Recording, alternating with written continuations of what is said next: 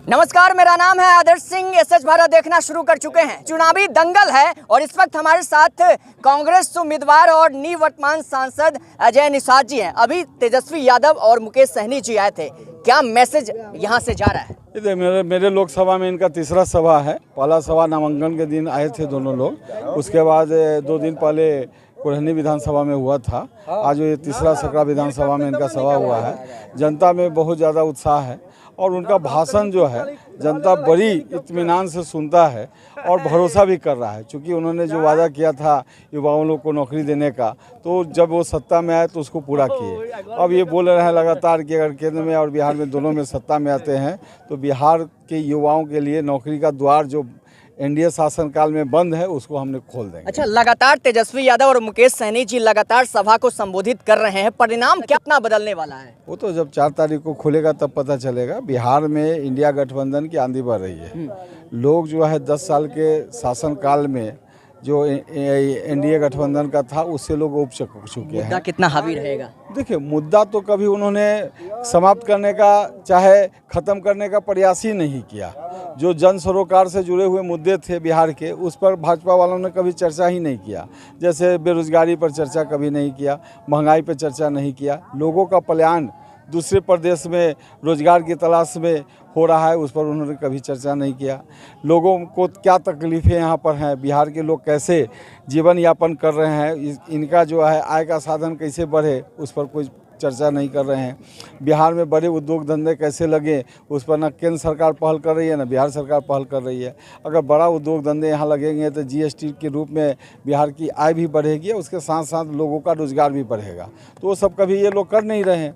एक लास्ट में, निवर्तमान आप सांसद भी हैं, अब की बार फिर से यहाँ की जनता जीत का मुकुट सौंपती है, तो मुजफ्फरपुर को आप कैसा बनाना? देखिए, अब परिस्थितियाँ बदल गई हैं। अब जनता के बीच जहाँ जहाँ हम जा रहे हैं और जनता का जो वहाँ पर जाते हैं, जो समस्या सुनते हैं, तो उसको हम लोग प्राथमिकता से सूची कर रहे हैं और जैसे हम लोग आएंगे सत्ता में तो उसको दूर करने का प्रयास करेंगे। यहाँ पर बहुत ऐसा पुलिया है, जब औराई सेक्टर में आप जाइएगा तो अभी भी बांस के चच्ची पर लोग चल रहे हैं, तो पुलिया बनाना है। सकरा में भी 2-3 पुल का डिमांड है। तो ये सब बड़े बड़े परियोजना हैं जिनको धरातल पे उतारना बहुत ज़रूरी है। एक तरफ सरकार कहती है कि पैसा की कोई कमी नहीं है, लेकिन जो जन समस्या जो है यहाँ पर, लोग कैसे कैसे यहाँ पर समस्या से जूझते हैं उस पर कोई चर्चा नहीं करते। पिछले दिन में आप देखे होंगे कि गाय घाट में स्कूल से बच्चे जो नाव पे पार कर रहे थे तो लगभग 10-12 लोग की मौत जो है डूबने से हो गई।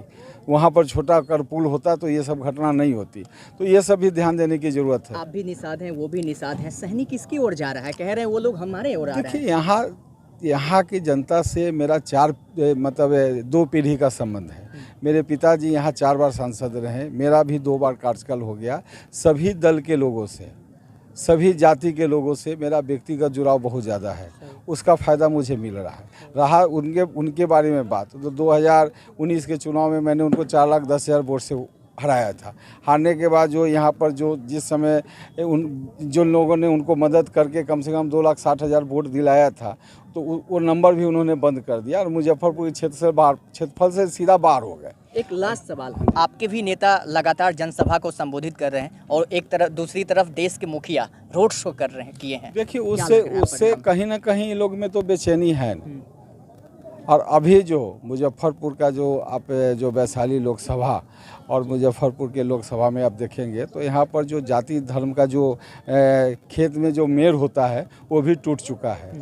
हर वर्ग के लोग वोट देने के लिए मुझे तैयार है। एक नया जिला में एक समीकरण तैयार हो रहा है और आने वाला समय में जो ये तो सेमीफाइनल है लोकसभा चुनाव, जब विधानसभा जो हम फाइनल लड़ने 2025 में जाएंगे तो इस जिले का 11 के 11 सीट दे के तेजस्वी यादव की मान को सम्मान को कितने वोटों का आंकड़ा रहेगा? अरे वोट आंकड़ा जीत चलिए, तो इस वक्त हमारे साथ जो है अजय निषाद जी बातचीत कर रहे थे। हालांकि आपको बताते चले, अभी यहाँ पे सकरा विधानसभा क्षेत्र में नेता प्रतिपक्ष तेजस्वी यादव और वीआईपी सुप्रीमो मुकेश सहनी यहाँ पे पहुंचे थे। लोगों से काफ़ी वादे और दावे किए। हालांकि इस वक्त हमारी जो बातचीत हो रही थी वो कांग्रेस उम्मीदवार और निवर्तमान सांसद मुजफ्फरपुर लोकसभा क्षेत्र के अजय निषाद जी से हो रही थी। अगर यहाँ की जनता एक बार फिर से जीत का मुकुट सौंपती है तो फिर मुजफ्फरपुर लोकसभा क्षेत्र कैसा बनेगा और फिर वर्तमान में कैसा है, ये तस्वीर देखकर आप कमेंट जरूर कीजिएगा। फिलहाल ये तस्वीर आपको हम सकरा विधानसभा क्षेत्र से दिखा रहे थे। नमस्कार।